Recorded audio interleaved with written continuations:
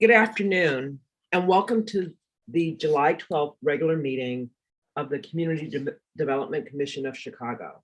I am Gwendolyn Hatton Butler, Chair of the CDC and the host of today's virtual meeting.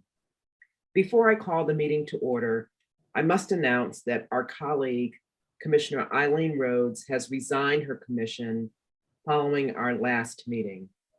Eileen served on the CDC with distinction for nearly 7 years and has resigned her commission due to an increased workload in her full-time role. I would like to thank Eileen, both personally and on behalf of the CDC, for her skills and the input she shared with us and the citizens of Chicago. We will certainly miss her experience on this commission. Thank you, Eileen. I will now call the July 12th meeting of the Community Development Commission to order. On June 24th, 2022, Governor Pritzker renewed his executive order proclaiming that all counties in the state of Illinois are in a disaster area.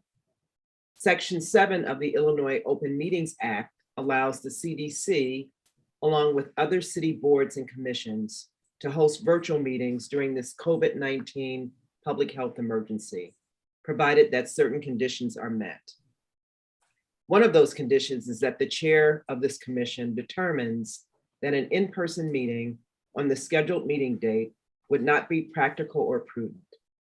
To ensure that today's virtual meeting meets all conditions of the Open Meetings Act, I am hereby making the determination pursuant to Section 7E2 of the Act that due to the COVID-19 public health emergency, an in-person meeting would not have been practical or prudent today.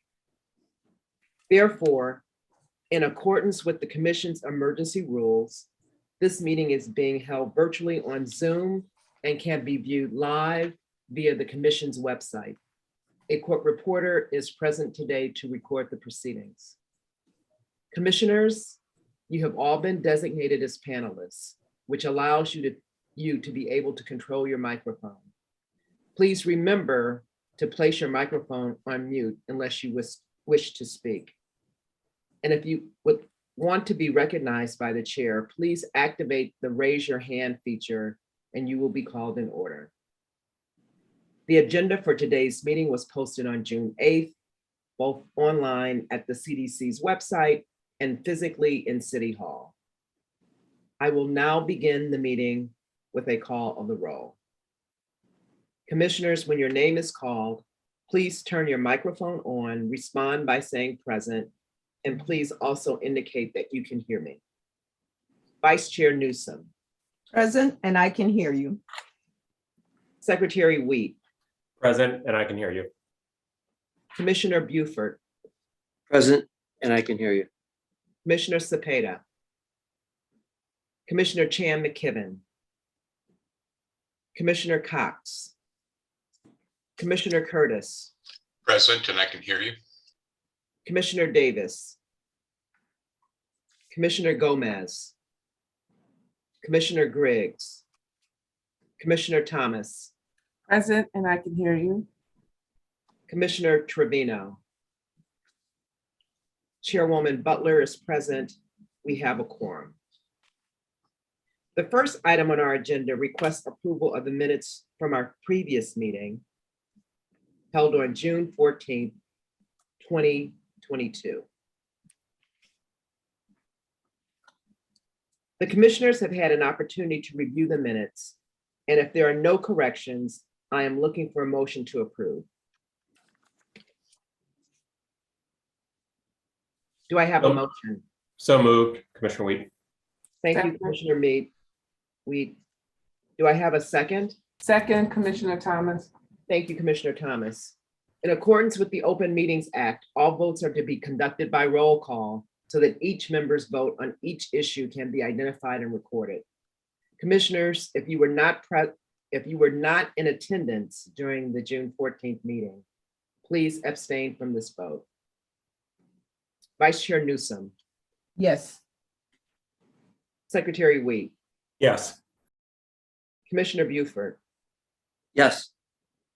Commissioner Cepeda, Commissioner Chan McKibben, Commissioner Cox, Commissioner Curtis, Yes. Commissioner Davis, Commissioner Gomez, Commissioner Griggs, Commissioner Thomas, Yes. Commissioner Trevino, and Chairwoman Butler votes yes. The motion passes. The public was given an opportunity to provide written comments up to 24 hours prior to the start of this meeting through the CDC email address, which is cdc@cityofchicago.org. There were no written comments in the CDC mailbox for today's meeting. The CDC's emergency rules allow for members of the public wishing to comment on an agenda item to do so by registering in advance at the CDC's mailbox up to 24 hours before the start of today's meeting. There were no individuals who signed up in advance to speak at today's meeting. Following each of today's staff presentations, the chair will also call upon members of the public who have used the raise your hand feature to be recognized by the chair. However, due to capacity limitations of the available technology, a limit of 15 members of the public may be called upon the chair to speak and will be limited to 3 minutes per agenda item. For our first item of new business, the Department of Planning and Development is requesting authority to issue and advertise a request for proposals for the sale and redevelopment of city-owned property located at 1717 West Pershing Road and 1769 West Pershing Road in the Pershing Road sub-area of the 35th and Halsted Tax Increment Financing Redevelopment Project area. Nolan Zaroff will present the staff report on behalf of the city's Department of Planning and Development. Nolan, you may begin your presentation when ready. Thank you. Can you hear me? Yes. And can you see the screen? Yes, we can see the screen. Thank you. Great, thank you. Good afternoon, Madam Chair, members of the commission. Again, for the record, my name is Nolan Zaroff with the Department of Planning and Development. The item before you today is a request for authority to advertise and issue a request for proposals for 1717 and 1769 West Pershing Road, 2 city-owned properties in the Pershing Road Central Manufacturing District. The properties are located in the 12th Ward on the border between New City and McKinley Park community areas. The properties are in the 35th and Halsted TIF and are currently zoned M2-3. Overall, the properties comprise about 7 acres. Here you can see the broader context. The Central Manufacturing District is outlined in red here, and everything in yellow is owned by the City of Chicago. The 2 sites DPD wishes to include in an RFP are labeled Site A and Site B on the left side of the image. To the south, behind the buildings, is a rail yard, and to the north, across Pershing Road, are the residential neighborhoods of McKinley Park. Here you can see the zoning and land use context. The subject properties are again identified as Site A and Site B, and you can see there's a broad range of land uses surrounding them. Directly to the south is the Stockyards Planned Manufacturing District and Norfolk Southern Rail Yard. Directly across the street to the north is commercial and residential uses, and about a half mile to the west is McKinley Park proper. The two other buildings that the city owns directly to the west are being used for city storage and operations, and directly to the east is an indoor recreation center. So there are a number of challenges associated with these city-owned properties. The first is just the sheer size of these properties. Each building is around 500,000 square feet, and they're very expensive to renovate.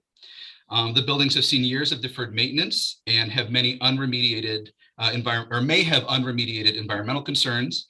While many of the former industrial buildings within the district have transitioned to non-industrial uses over the past several years, the area is still predominantly industrial, and so environmental justice concerns are also present. We are currently working with the Department of Housing and the Department of Public Health to refine language for the RFP on how housing can be appropriately incorporated into the site. Several of the buildings have some operations still occurring in them, city operations, and so there are a number of entities that need to be involved in the redevelopment conversation. And finally, while there is a need to be comprehensive in our visioning for the buildings and the overall district, no single developer is going to be able to tackle these properties, so an incremental approach is needed. In the past, city efforts to market and sell these properties have considered them as a whole, but this RFP looks to break them into more manageable chunks, which we think will improve the likelihood of receiving feasible proposals. That said, there's a lot of opportunity in these properties. First, again, we're talking about nearly 1.5 million square feet of space, and the buildings, while in need of maintenance, are structurally sound. With city ownership comes the ability to shape the outcome of these buildings, and we have a wealth of ideas to pull from, including the 2021 McKinley Park Neighborhood Plan developed by CMAP with the input of DPD, and the recent C40 Students Reinventing Cities competition, which tasked university students from around the world with the challenge of creating a unified vision for the Central Manufacturing District. The image on this slide is just an example of that work. And finally, DPD has already received several proposals and expressions of interest from investors. This RFP would be an opportunity both to articulate the city's priorities for these properties and also to establish a framework for the evaluation of proposals. So here's a closer look at the main city-owned buildings in the Central Manufacturing District, not including the clock tower to the west. 1769 West Pershing Road, colored in green on this image, is vacant and would be the primary property included in an RFP. To the left of that, east, is 1717 West Pershing Road, which is currently being used by the Department of Streets and Sanitation, as well as the Department of Transportation.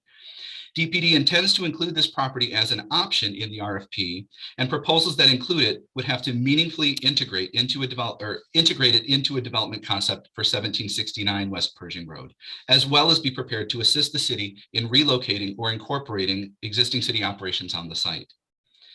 The other two properties here would not be included in this RFP. As I said previously, this RFP is an opportunity to establish a clear set of expectations around how the city will evaluate not just the proposals we have already received to date, but any additional proposals that come in as a result of this RFP process.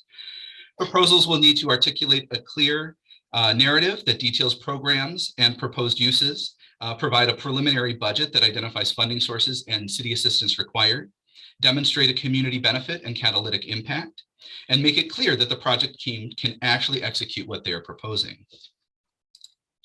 So for our next steps, DPD is in the process of acquiring appraisals for both properties. We have one for 1717 West Pershing Road from 2011, but the city has never ordered one for 1769. These evaluations will be included as an addendum to the RFP once they are received. We currently plan to issue this RFP next Monday, July 18th, and expect proposals back roughly 3 months later on October 21st.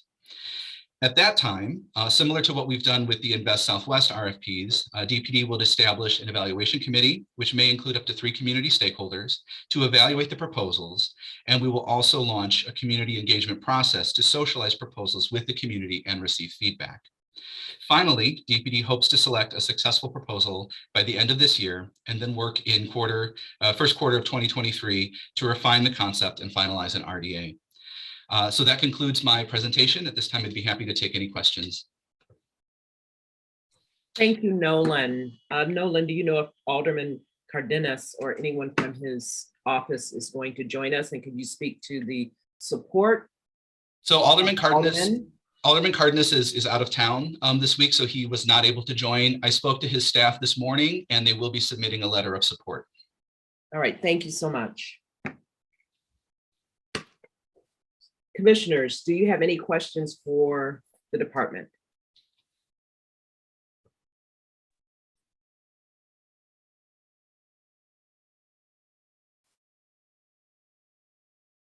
I don't see any hands raised. Oh, I'm Oh. sorry. Okay, Secretary Wheat.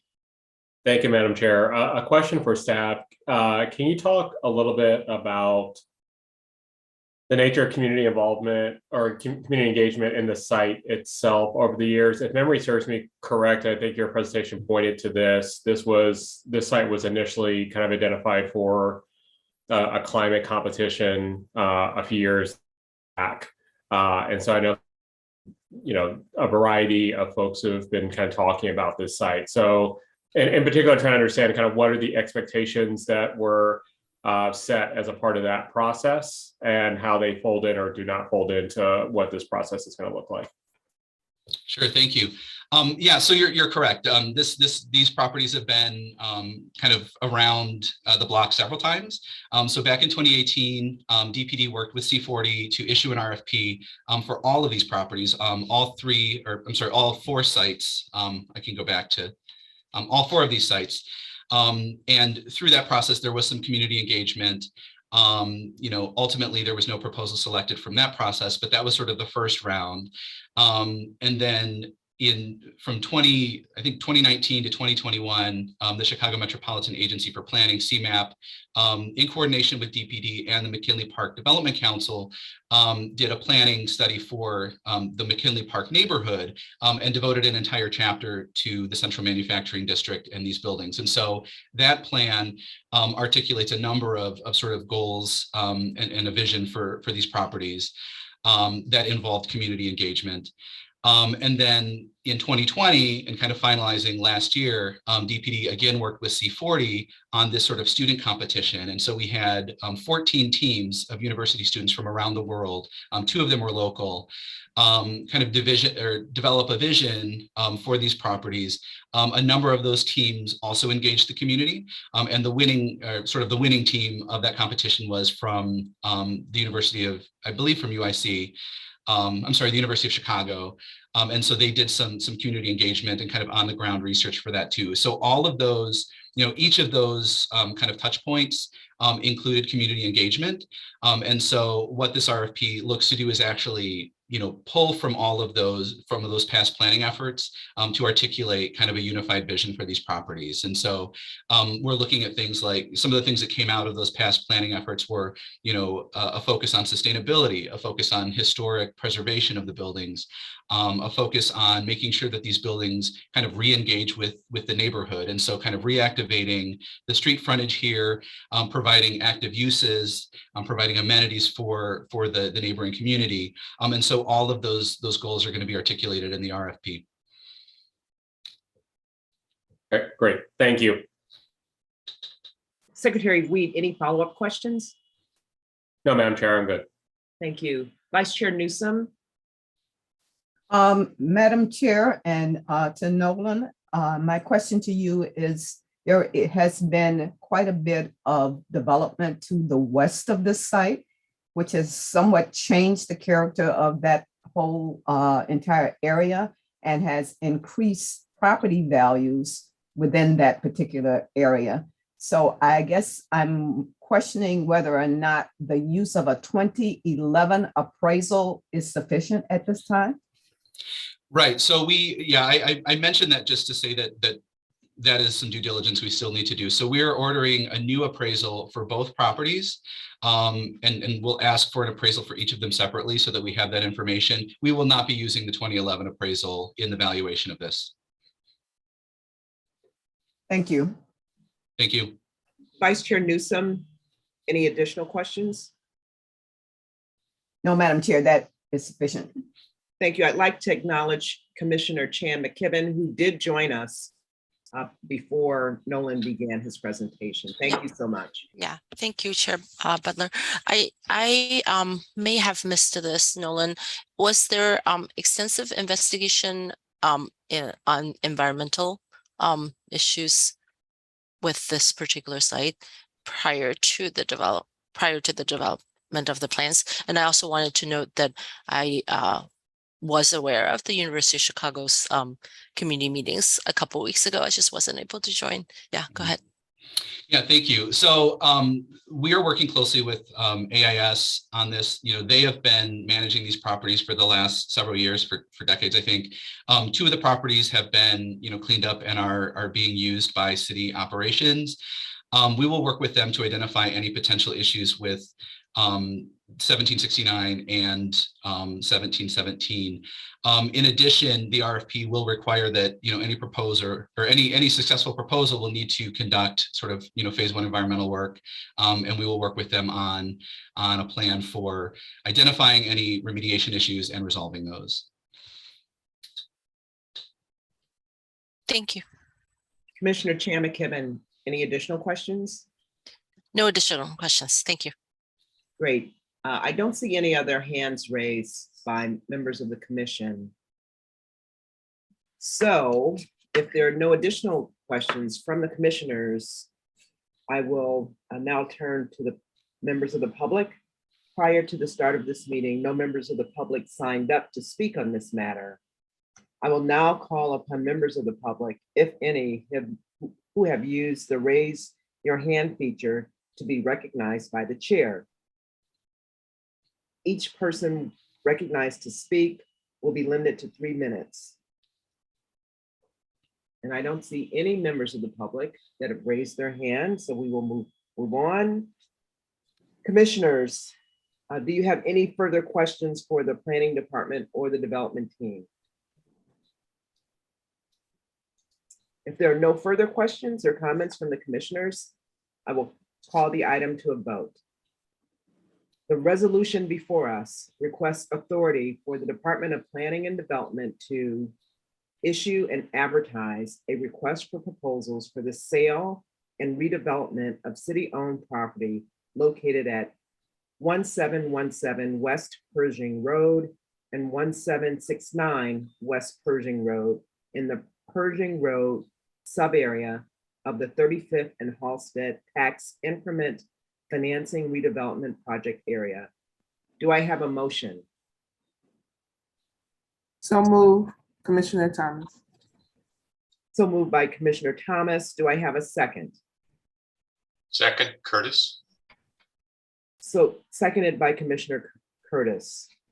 In accordance with the Open Meetings Act, all votes are to be conducted by roll call so that each member's vote on each issue can be identified and recorded. Please signify your vote on approval of the motion by saying yes, no, or abstain. Vice Chair Newsom, Yes. Secretary Wheat, Yes.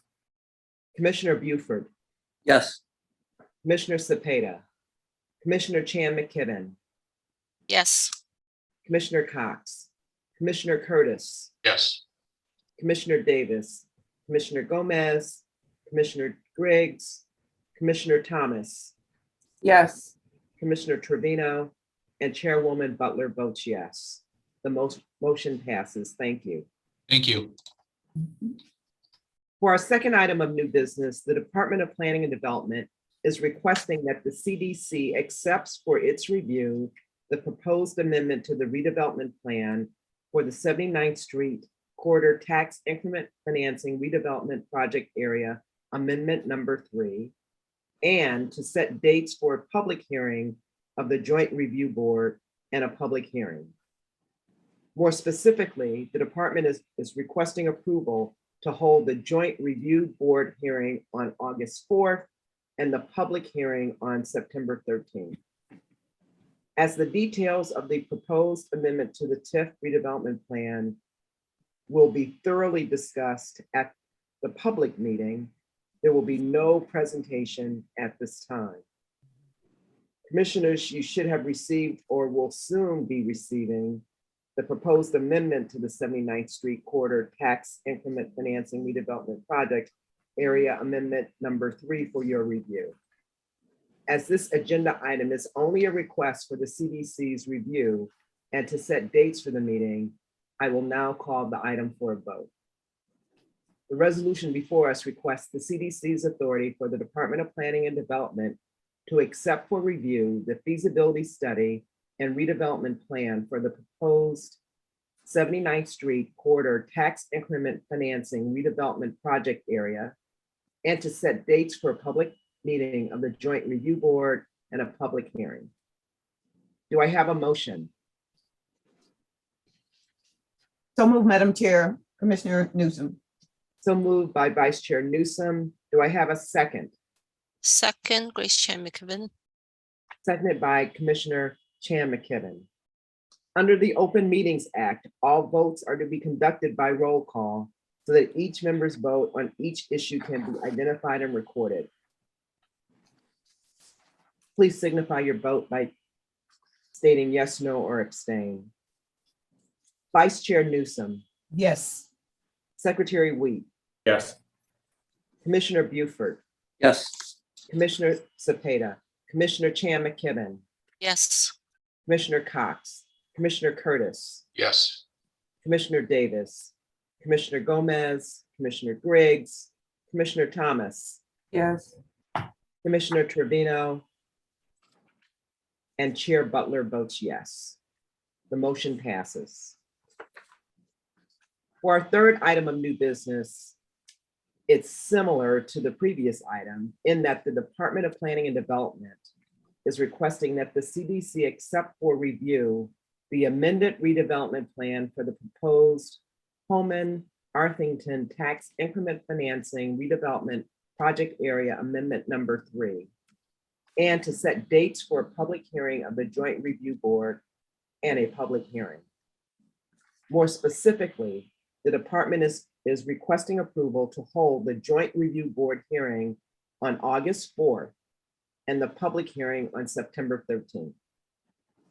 As the details of the proposed amendment to the TIF redevelopment plan will be thoroughly discussed during the public meeting, there will be no presentation from the Department of Planning and Development at this time. Commissioners, you should have received or will soon be receiving the proposed amendment to the Holman Arthington Tax Increment Financing Redevelopment Project Area Amendment Number 3 for your review. Commissioners, do you have any questions for the Planning Department on this? Seeing that there are no questions, we will now call the item for a vote. The resolution before us requests the CDC's authority for the Department of Planning and Development to accept for review the amended redevelopment plan for the proposed Holman Arthington Tax Increment Financing Redevelopment Project Area Amendment Number 3, and to set dates for a public meeting of the Joint Review Board and a public hearing. Do I have a motion? So moved, Madam Chair. Vice Chair Newsom, thank you. Do I have a second? Second, Commissioner Wheat. Seconded by Commissioner Wheat. Under the Open Meetings Act, all votes are to be conducted by roll call so that each member's vote on each issue can be identified and recorded. Vice Chair Newsom, Yes. Secretary Wheat, Yes. Commissioner Buford, Yes. Commissioner Cepeda, Commissioner Chan McKibben, Yes. Yes. Commissioner Cox, Commissioner Curtis, Yes. Commissioner Davis, Commissioner Gomez, Commissioner Griggs, Commissioner Thomas, Yes. Commissioner Trevino, and Chair Butler votes yes. The motion passes.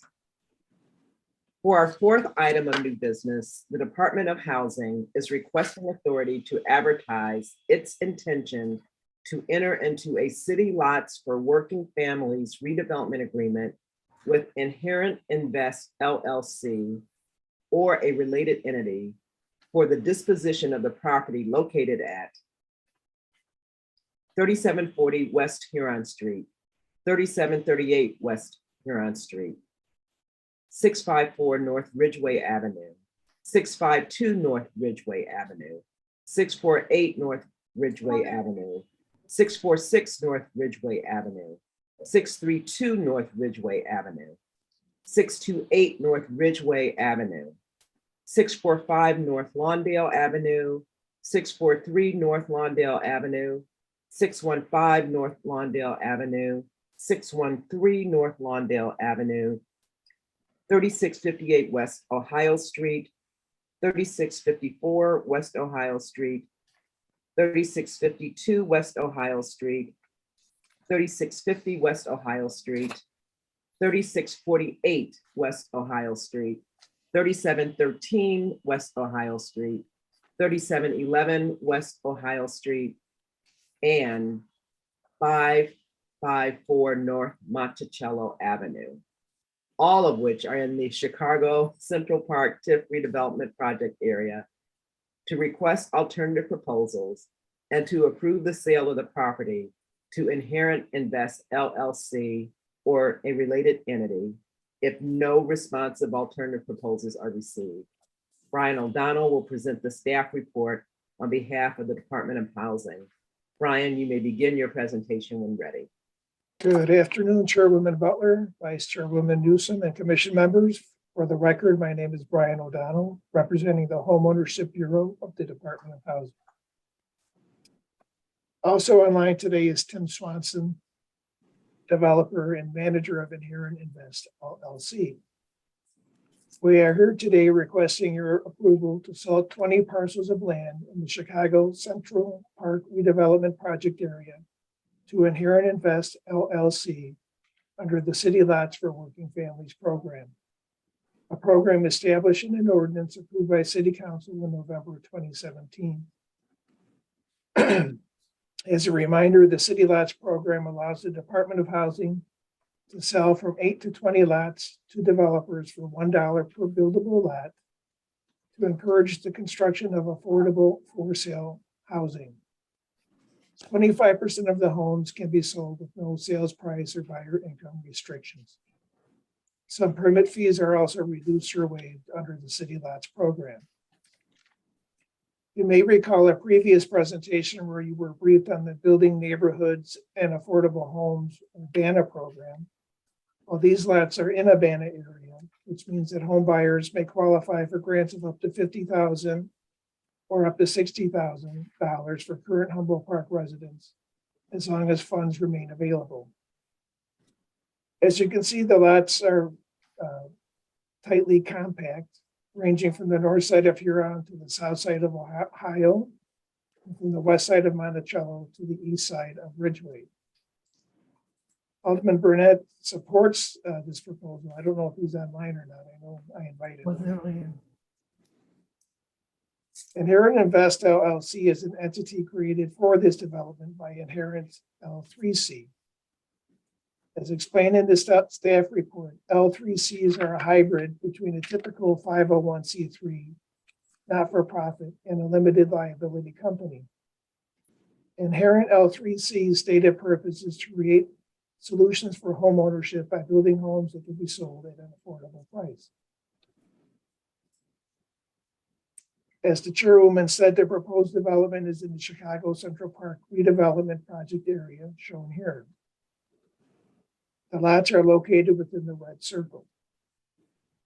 The proposed development meets the goals of the Chicago Central Park TIF area by eliminating lighting conditions and by promoting new residential development.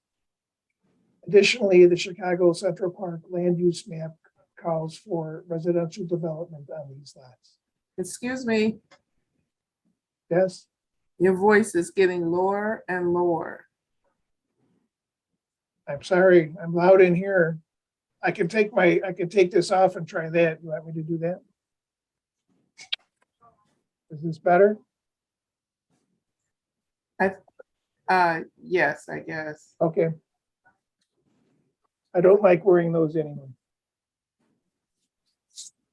The proposed development is also within the Humboldt Park community area on Chicago's west side. Humboldt Park has a population of just over 54,000 people, down about 1/3 from its peak in 1930, and down about 18% since the year 2000.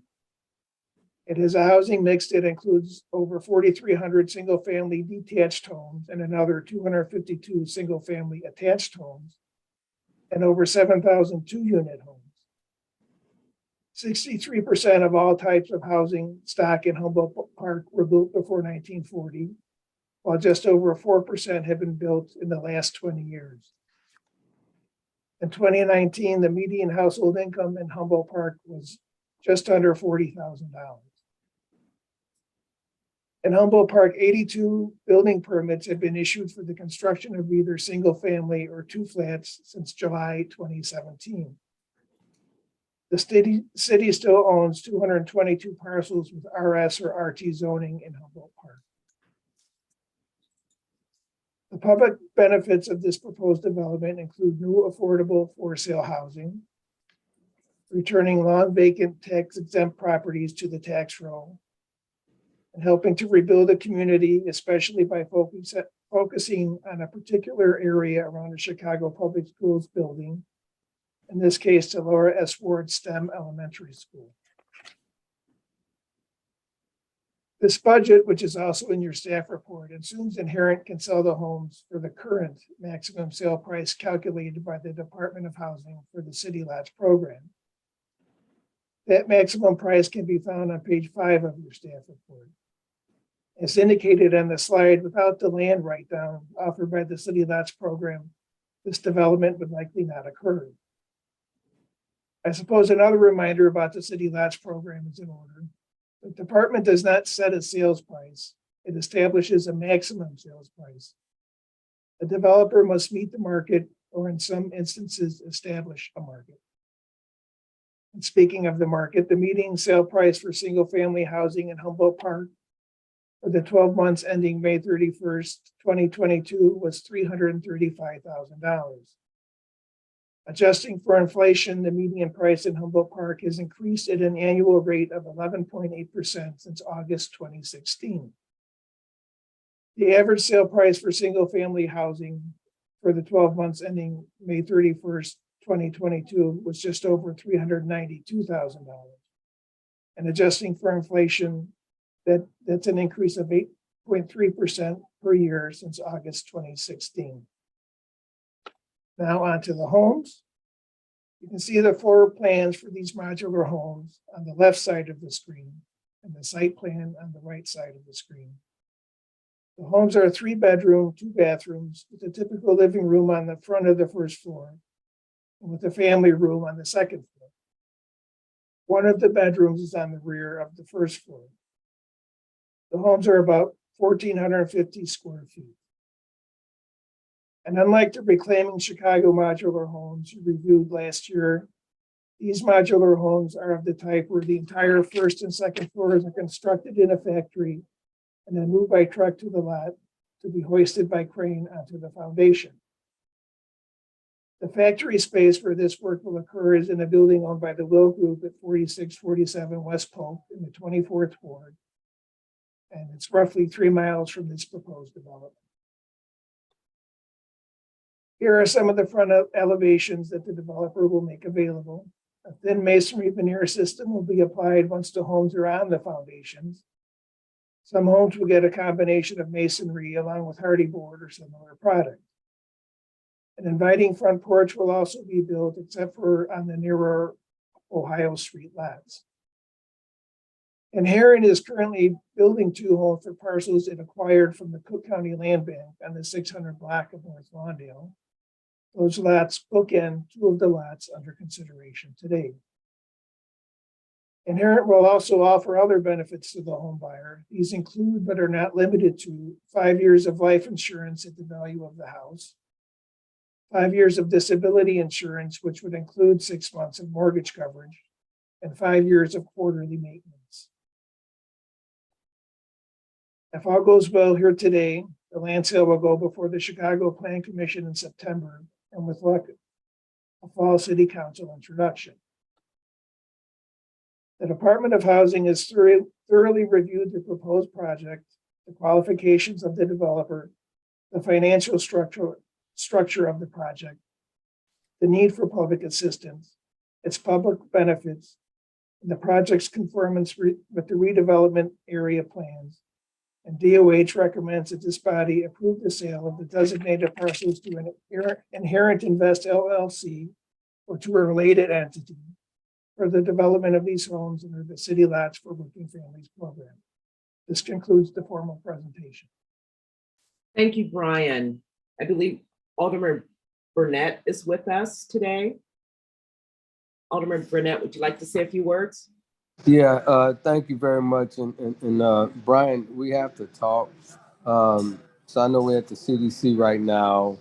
I just met with the developer and I visited his factory. And he has great intentions and he's doing a great job with building these modular homes, and we want to fill in these vacant lots. I just have to, before the council meeting Tuesday, there's a meeting with the community. I had to make sure that the adjacent neighbors see these houses and know about it. I support this. These lots been vacant for over 30 years, maybe more, in this area. So we do need the housing. And this affordable price is very important to sustain the affordability in this area, because a lot of folks are starting to build market rate housing over here. Quiet as it's kept, houses are starting to go for $400,000 and $500,000 over there. And if we don't put in any affordable housing over there, none of the people who've been living in that community for a long time will be able to stay there. So I support this 100%, but I just have to make sure that the folks that's next door to it know about it, and they're meeting Tuesday, the day before the council meeting. So I support it going through this commission right now, and we'll deal with it on the other end. So I ask you all to support it. Thank you. Thank you, Alderman Burnett. We appreciate you joining us this afternoon and providing your insight and guidance. I'd like to ask the commissioners if they have any questions for the Department of Housing. You do, please raise your hand. The Department of Housing or the developer who is on the line with us. Vice Chair Newsom. Madam Chair, my question is actually directed to Brian. Brian, initially the proposal was for, I believe, 21 parcels, and 20 of those parcels passed muster. I guess my question would be, are we still pursuing that 21st parcel, or is it no longer on the table to be a part of this particular development? Vice Chair Newsom, that's still 20 parcels. There'll be 21 homes because one of the parcels is a double wide lot. So that pin will be split and 2 homes will be built on that pin. Thank you. Thank you. Welcome. Sure. Vice Chair Newsom, any additional questions? No, Madam Chair. Thank you. Commissioner Curtis. Yes, thank you, Chairman. I'm sure I just missed this. Can you remind me the price that will be? So the maximum price, give me 1 second, I think we have is about $352,000. But the developer, he's going to have to see what the market is for these homes there. So if he can get 352, and that's the maximum price today, it kind of adjusts every month as interest rates change. So, But the maximum that he would be able to charge is 350. Is that what I understand? yeah, 352.5 for 75% of the homes. 25% of the homes can be sold with no sale price restriction or buyer income restriction. Got it. Thank you. Sure. Are there other questions from the commission? I'd just like to ask the developer who's on the line with us, and thank you so much for joining us, if you could speak a bit about your experience in building these types of structures and where we might see examples of completed properties. Absolutely. Thank you, Chairman Butler, Vice Chair Newsom, commissioners. We are, as Brian Could you mentioned, introduce yourself for purposes yes, of pardon me. public My name meeting? is Tim Thank you. Swanson. I am you. the manager for Inherent Invest, a wholly owned subsidiary of Inherent, a low profit limited liability company. We are currently manufacturing these homes just behind me here in K-Town, North Lawndale. In my previous life and various previous lives, I've been fortunate to develop a manufacturing facility in partnership with Skender Construction in Little Village in 2017. And just about 19 years ago, originally started working with Mayor Daley's administration to bring in high performance modular housing from Wisconsin. A lot of my career has been spent in focusing on solving the multifaceted nature of what housing cost is and how it works. Bringing these new tools and technologies allows us to solve for weather conditions, allows us to create meaningful career trade path opportunities. And we're fortunate to be sitting here in Chicago with one additional player focused on addressing modular affordable homeownership. So my experience has been across those categories, both here in Chicago, but also internationally, doing significant work in the Middle East and in India around affordable homeownership and alternative delivery models for homes.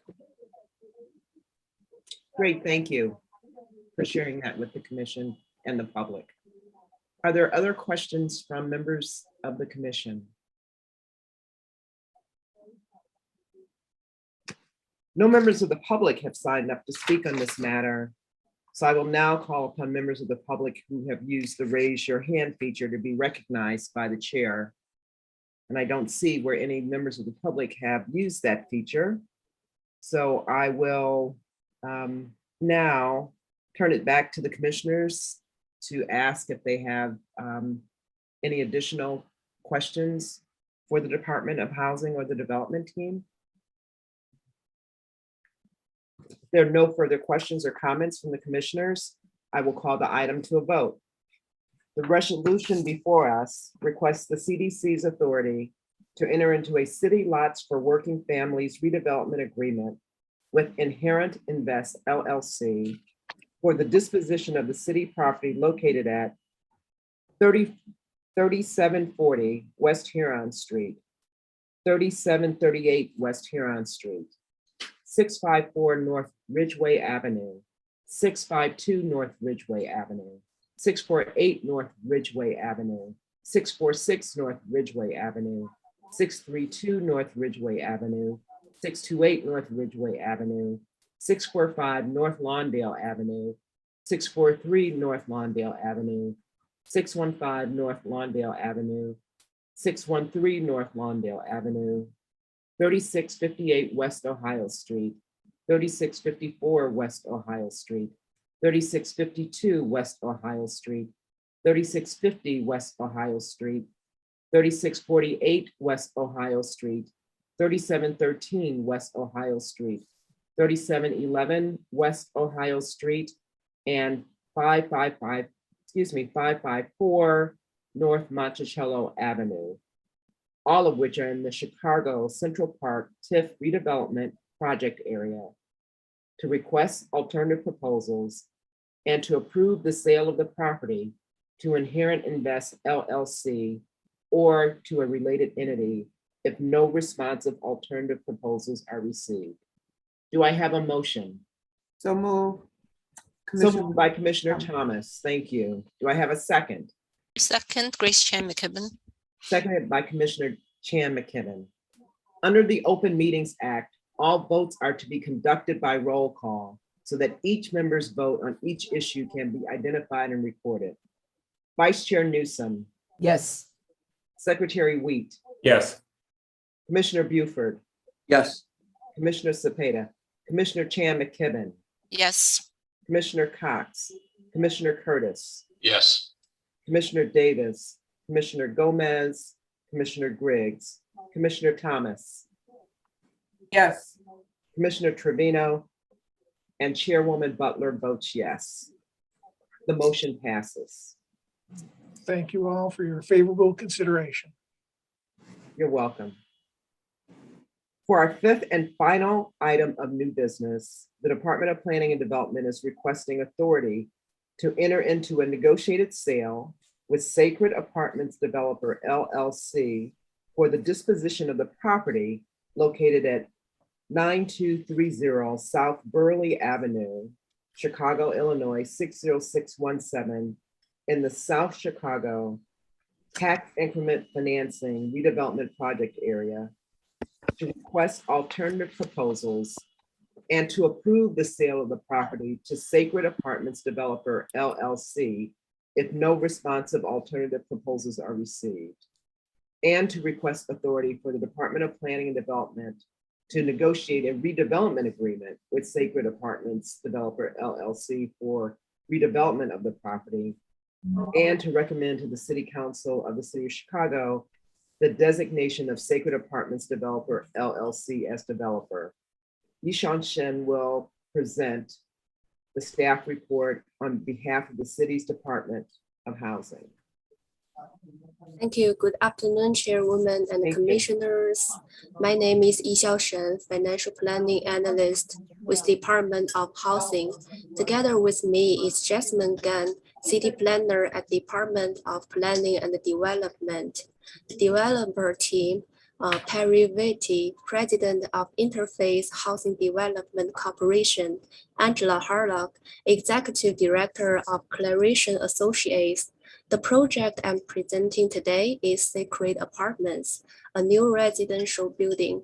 The project is supported by the 10th Ward Alderwoman Susan Gaza. The subject property is located on the southwest corner of Burleigh Avenue and 92nd Street in the South Chicago community area, half-mile east of I-90, 13 miles south of the Chicago downtown.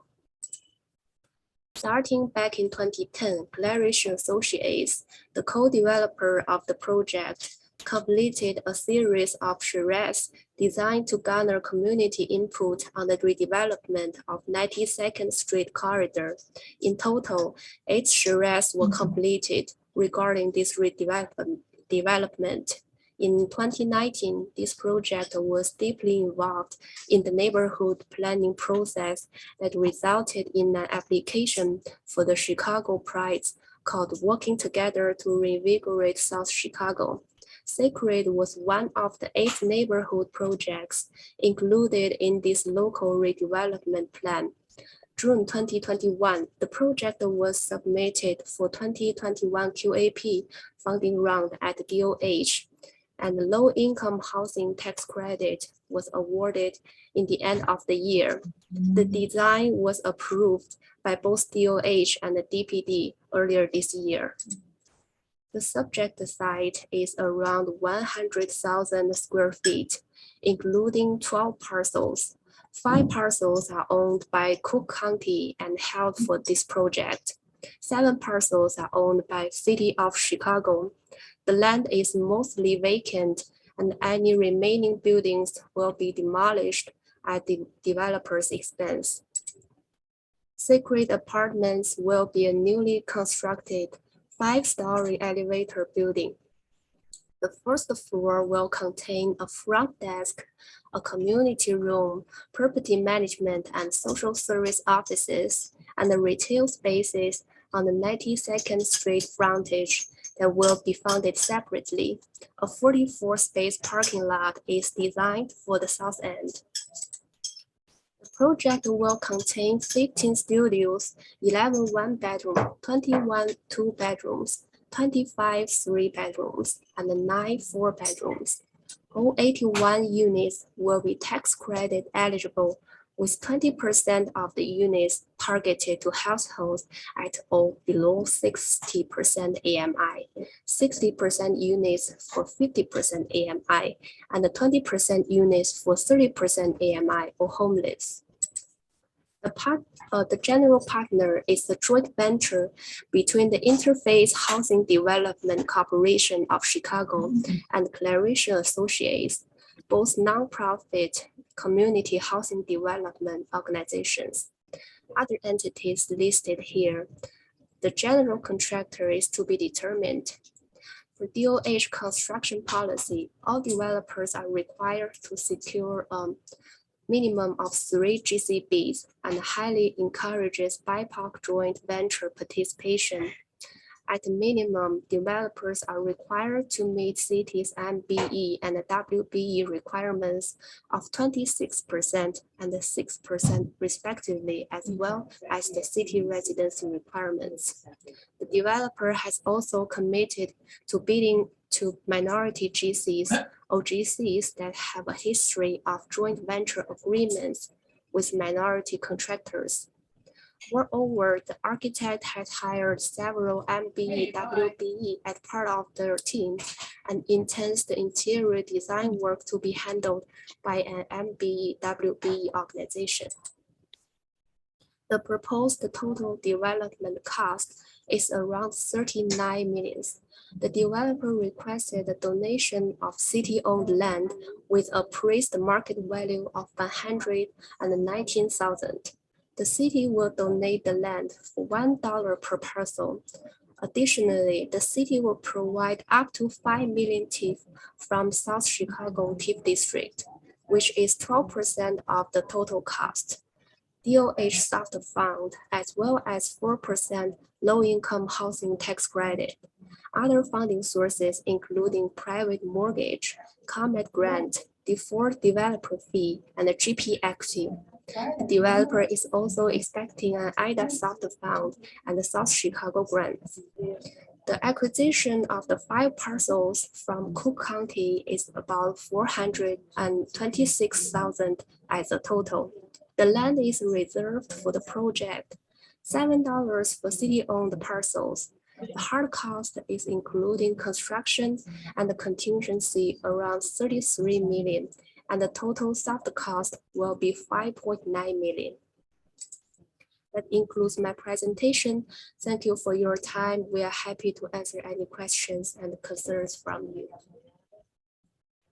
Thank you so much. I'd like to ask if anyone, if Alderwoman Garza, anyone from her office. It's in my office. I will let. Yes. Hello. All right, it's available. Great. Thank you so much.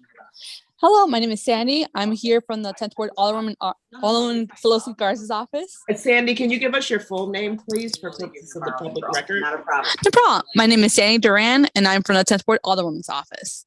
Okay, yeah, it's here. I'll text the address. Bye-bye. Great. And do you have any comments in support of this project? Yes. So we would like to speak in favor of this project. Clearstream Associates has done an immense amount of great work here in the South Chicago area.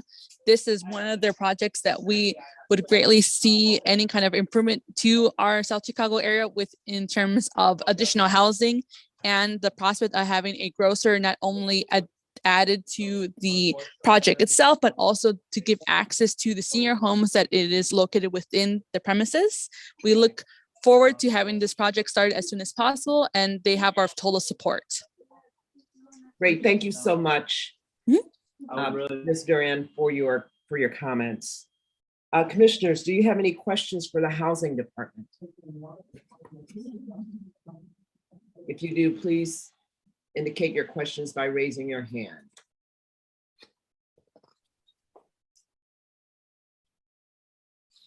I don't see any hands raised by members of the, oh, I'm sorry, Commissioner Curtis.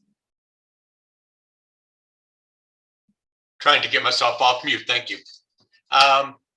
Can I ask that the sources and uses page be put up again, presented again? On the soft funds, can you help me understand what soft funds are under the sources? You mean DOH soft funds? The 3,910,000 IHDA soft funds? Oh, that's the soft fund from Illinois Housing Department. And they're identified as soft funds. Yes. What does that mean? It could be a loan or other funding sources. Their own. It generally means, this is Perry Vietti from Interfaith Housing. Generally, when we use the term soft funds, it means it's not tax credit equity. It also means it's not a hard first mortgage that you have to pay debt on. It means it's usually in second and third position. And it's, you know, as long as you're in compliance with the requirements of the funds, there's not a monthly payment that's due. Thank you. Sure. Are there other questions from members of the commission?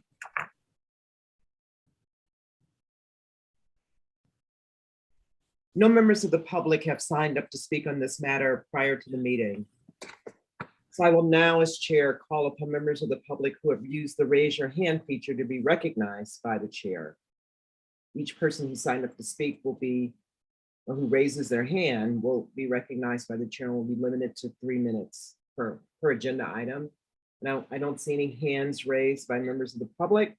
So I will go back to the commissioners just to ask if you have any additional questions for the Department of Housing or the development team. Given that there are no further questions or comments from the commissioners, I will now call the item to a vote.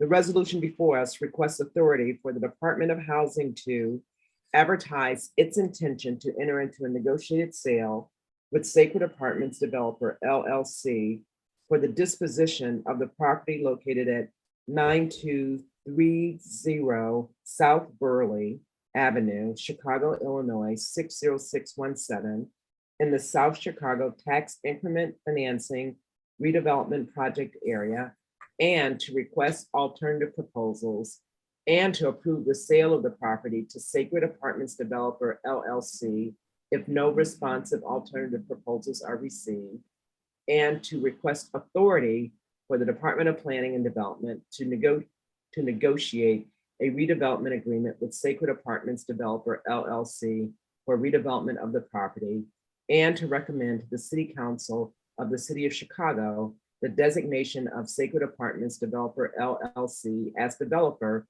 if no responsive alternative proposals are received. Do I have a motion? So moved, Commissioner Wheat. So moved by Secretary Wheat. Do I have a second? Second, Commissioner Thomas. Seconded by Commissioner Thomas. In accordance with the Open Meetings Act, all votes are to be conducted by roll call so that each member's vote on each issue can be identified and recorded. Please signify your vote on approval of the motion by saying yes, no, or abstain. Vice Chair Newsom, Yes. Secretary Wheat, Yes. Commissioner Buford, Yes. Commissioner Cepeda, Commissioner Chan McKibben, Yes. Commissioner Cox, Commissioner Curtis, Yes. Commissioner Davis, Commissioner Gomez, Commissioner Griggs, Commissioner Thomas, Yes. Commissioner Trevino, and Chairwoman Butler votes yes. The motion passes. Thank you. Thank you. Thank you. Thank you very much. Congratulations. Thank you very We much. have now concluded the formal business of the CDC. May I have a motion to adjourn?